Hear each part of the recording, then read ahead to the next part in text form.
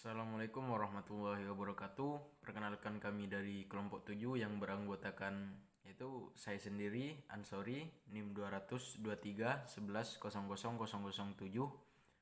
Muhammad Irfan Fanani NIM 22311000019, Rizal Nurwidya NIM 22311000035, dan Fidelis Sahata Silalahi NIM 22311000050. Kali ini kami akan membahas tentang kasus monopoli. Definisi monopoli. Pasar monopoli adalah pasar di mana sebuah penjual tunggal menguasai pasar atau monopolis, berkuasa untuk menentukan harga dan tidak punya barang sejenis yang hampir sama. Bisa dikatakan monopoli adalah pemasok tunggal ke pasar. Perusahaan ini dapat memilih untuk berproduksi pada setiap titik pada kurva permintaan pasar. Ciri-ciri pasar monopoli. Yang pertama yaitu produknya unik.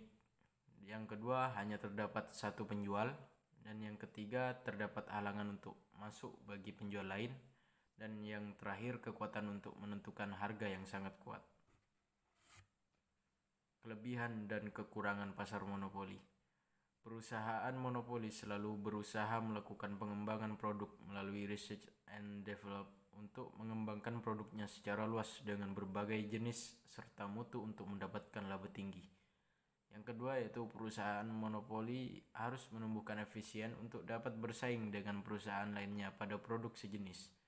Yang ketiga, kekuasaan perusahaan monopoli harus dikontrol dan diawasi negara. Yang keempat, pasar persaingan monopoli dapat menghasilkan inovasi baru yang dilindungi undang-undang hak cipta dan hak paten dari berbagai perlombaan untuk penemuan yang baru. Dan yang kelima, para pesaing monopoli akan menumbuhkan kemajuan pasar. Yang selanjutnya akan diteruskan oleh teman saya.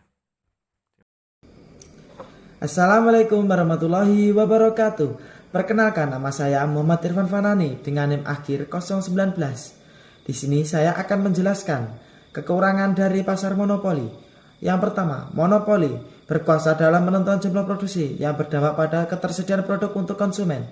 Yang kedua, persaingan ini menumbuhkan eksploitasi terhadap pemilik faktor produksi. Persaingan ini juga menumbuhkan ketergantungan konsumen karena mereka tidak bisa membeli pada perusahaan yang lain meski merasa dirugikan. Yang ketiga, monopolis akan bebas menguasai penjualan karena perusahaan ini susah masuk pasar. Persaingan ini dapat menumbuhkan pendapatan yang tidak merata karena keuntungan hanya dapat monopolis dalam waktu jangka panjang.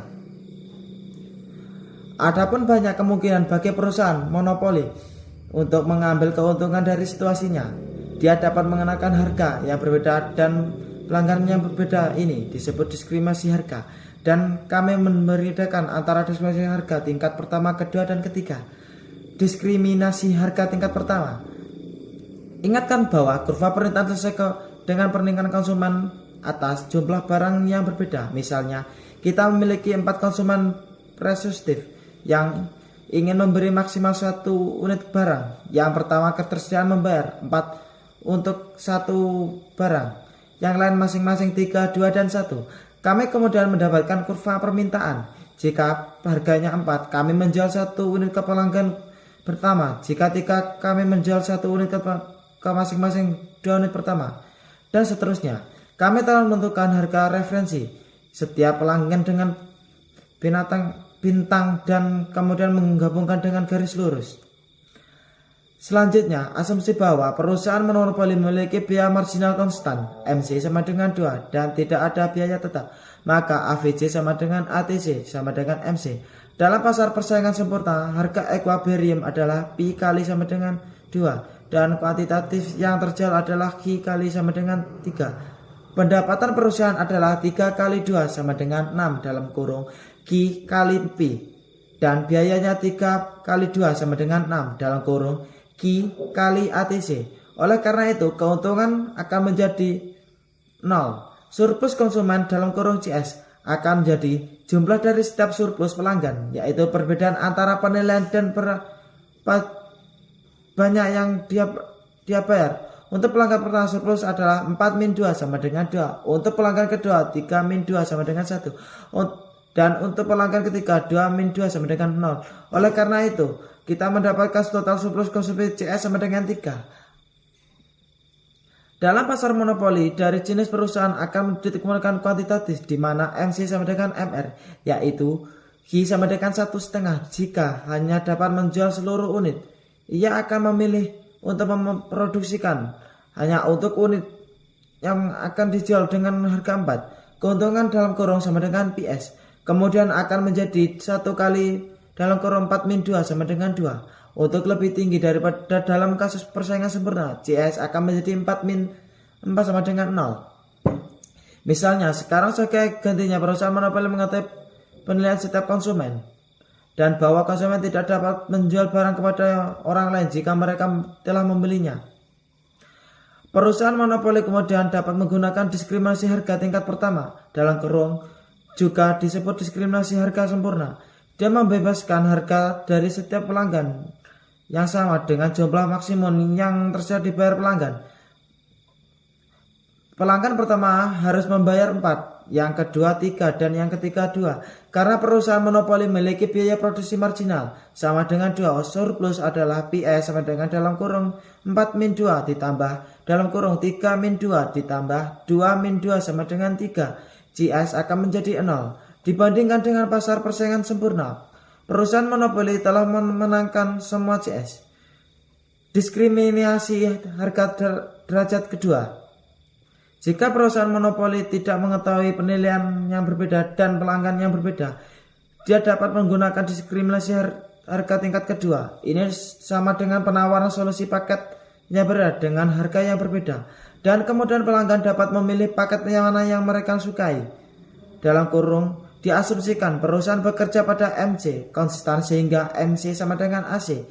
Penjualan antara 0-Q1 unit ditetapkan harga sebesar OPI dan antara Q1 sama dengan Q1 unit ditetapkan harga OP2 disebut. Setiap penambahan penjualan 1 unit di antara jumlah penjualan 0-Q1 akan menimbulkan hasil penjualan dalam kurung total revenue atau TR seputar OP1 sehingga marginal reference atau MR pada tingkat penjualan tersebut ditunjukkan oleh garis P1S. Pada tingkat penjualan tersebut, perusahaan memperoleh laba sebesar segi 4 P1SAW. Berikut pula pada tingkat penjualan antara Q1 min Q1. Setiap penambahan volume penjualan 1 unit akan meningkatkan hasil penjualan atau total revenue atau TR sebesar OP2 sehingga marginal revenue atau MR. Pada tingkat penjualan tersebut ditunjukkan oleh garis TU. Pada tingkat penjualan tersebut perusahaan memperoleh laba sebesar segi 4 P2UB. Begitu seterusnya sehingga kurva MP secara keseluruhan merupakan garis bertingkat atau serve of slab. P1STUVWE penjualan tidak akan menjadi lebih dari OQ3 unit karena akan merugi dalam kurung P lebih kecil AC. Secara keseluruhan perusahaan memperoleh laba sebesar luas daerah dengan berwarna hitam. Berbeda dengan FPD yang dapat meraup seluruh surplus konsumen. SPD hanya mengambil sehingga surplus konsumen. Misalnya perusahaan menetapkan harga pada P3, maka surplus konsumen yang terambil akan merusak hanya sebesar loss daerah P3 WV UTSPI bukan segi 3 P3 WP.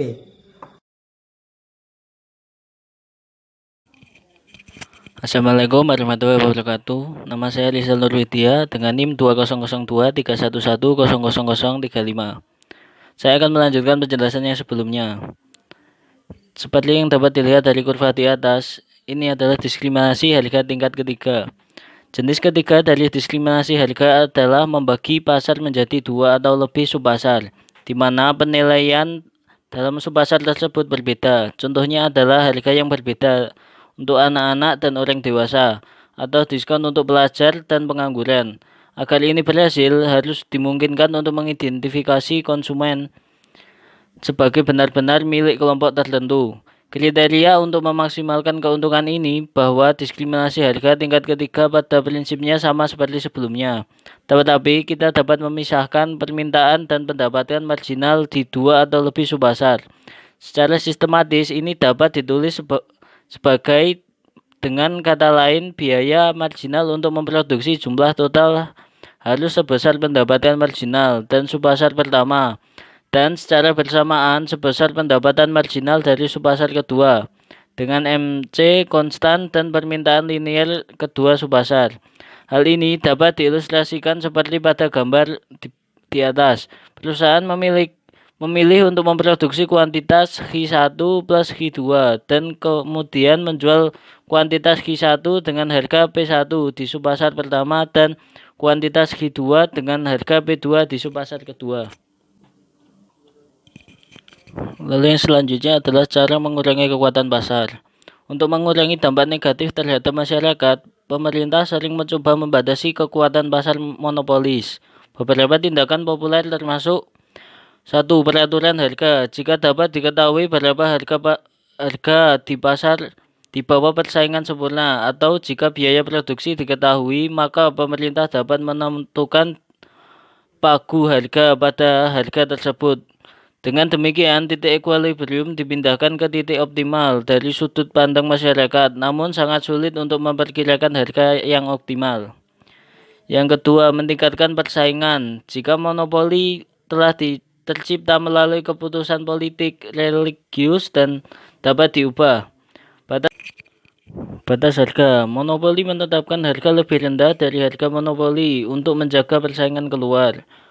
Mari kita lihat apa artinya ini untuk barang dengan permintaan linear.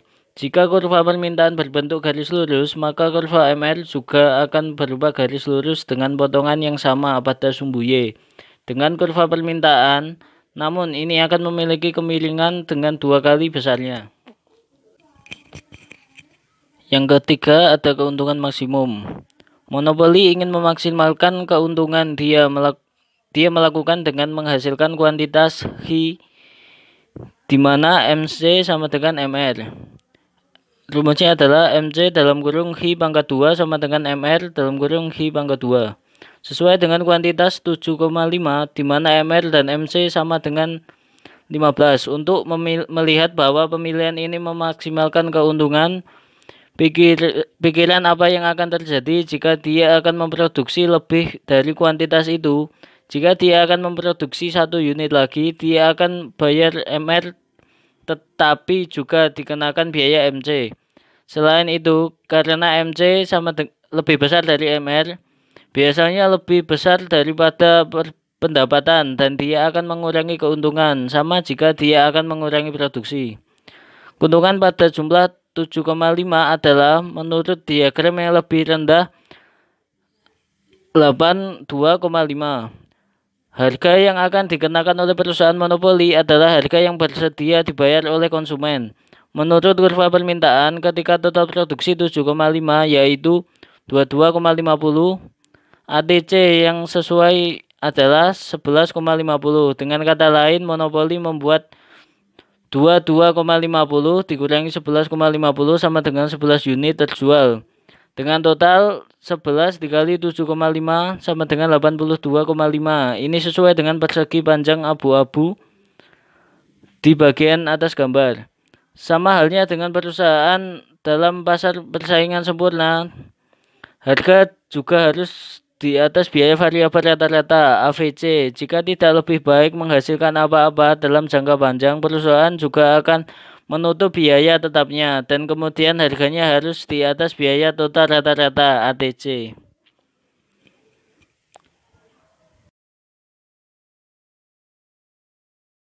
Perkenalkan, nama saya Fidelis Atas Lelai. Saya dari kelas A dengan NIM 22311000050. Di sini saya ingin menjelaskan permintaan dan pendapatan marginal. Saya dari kelompok 7. Dapat kita lihat di samping ini ada sebuah gambar dengan contoh kasus, yaitu gambar kurva permintaan D dan kurva penerimaan marginal MR. Soal kasus 8,2, sebuah perusahaan monopoli memproduksi barang X memiliki struktur biaya produksi yang ditunjukkan oleh persamaan TC sama dengan 250 ditambah 200 Ki dikurang 10 Ki 2 ditambah Ki 3. Persamaan kurva permintaan pasar terhadap produk barang X yang dihasilkan oleh perusahaan monopoli tersebut adalah P sama dengan 500 dikurang dengan 10 Ki. Dapat kita lihat di dekat tabel tersebut. A. Berdasarkan informasi tersebut tentukan A. Persamaan kurva permintaan individu perusahaan monopoli tersebut. B. Harga dan jumlah barang X yang harus dipilih perusahaan monopoli agar tercapai kondisi keseimbangan perusahaan monopoli. Atau perusahaan tersebut diperoleh laba maksimum atau rugi minimum. C. Laba maksimum atau rugi minimum perusahaan monopoli tersebut. Jawaban soal kasus. Persamaan kurva permintaan individu perusahaan monopoli sama dengan persamaan kurva permintaan pasar, yaitu P sama dengan 500 dikurang 10 Ki. Karena di pasar monopoli hanya ada satu perusahaan yang beroperasi. Harga dan jumlah barang pada kondisi keseimbangan perusahaan monopoli tercapai pada saat MR sama dengan MC. MR sama dengan TR per Ki. TR sama dengan P dikali Ki buka kurung 500 dikurang 10 Ki tutup kurung Ki sama dengan 500 Ki dikurang 10 Ki 2. Dapat kita lihat tadi di atas ini, tinggal menurunkan saja di bawah. MR sama dengan TR per Ki sama dengan 500 dikurang 20 Ki. TC sama dengan 250 ditambah 200 Ki dikurang 10 Ki tambah 0,3 ditambah Ki 3. MC sama dengan TC per Ki sama dengan 200 dikurang 20 ditambah 3 Ki 2. 500 dikurang 20 Ki sama dengan 200 dikurang 20 Ki ditambah 3 Ki 2. 3 Ki 2 sama dengan 300. Jadi Ki 2-nya diturunkan 3 ke sini, jadi 300 per 3 sama dengan 100. Maksudnya 300 per 3 itu sama dengan 300 dibagi 3 sama dengan Ki 2-nya dapatlah 100. Jadi Ki sama dengan 10 dibagi 2 sama dengan 100 dibagi 2 sama dengan 10. Jumlah barang yang dapat dipilih dari penyelesaian secara sistematis adalah Ki sama dengan min 10 dan Ki adalah 10. Jumlah barang yang tidak mungkin bernilai negatif, maka jumlah barang keseimbangan perusahaan monopoli adalah 10 unit. V sama dengan 400 dikurang 2250 sama dengan 1750. Besarnya V adalah positif. Ini berarti perusahaan monopoli memperoleh keuntungan maksimum pada produksi barang X sebanyak 10 unit dan harga barang X sebesar 400. Harga keseimbangan. Perusahaan monopoli dapat ditentukan dengan memasukkan jumlah barang Ki ke dalam persamaan permintaan perusahaan monopoli, yaitu P sama dengan 500 dikurang 10 Ki. Yang tadi 10 Ki tadi sama dengan 500 dikurang 10 dikali 10 sama dengan 400. Menentukan keuntungan maksimum atau kerugian minimum. V sama dengan TR kurang TC. TR sama dengan P kali Ki sama dengan 400 dikali 10 sama dengan 4000.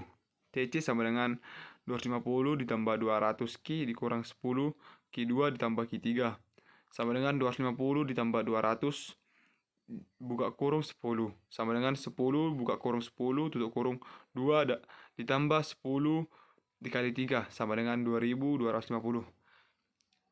V sama dengan 4000 dikurang 2250 sama dengan 1750. Ya, teman-teman, di sini cukup gampang karena di sini hanya menambahkan dan mengurangkan saja, dan Ki-nya tinggal memasukkan karena tadi sudah dapat di contoh kasus yang di atas sebelumnya. Berdasarkan V adalah positif, ini berarti perusahaan monopoli memperoleh keuntungan maksimum pada produksi barang X sebanyak 10 unit dan barang X sebanyak 400 unit. Sekian dari saya, terima kasih.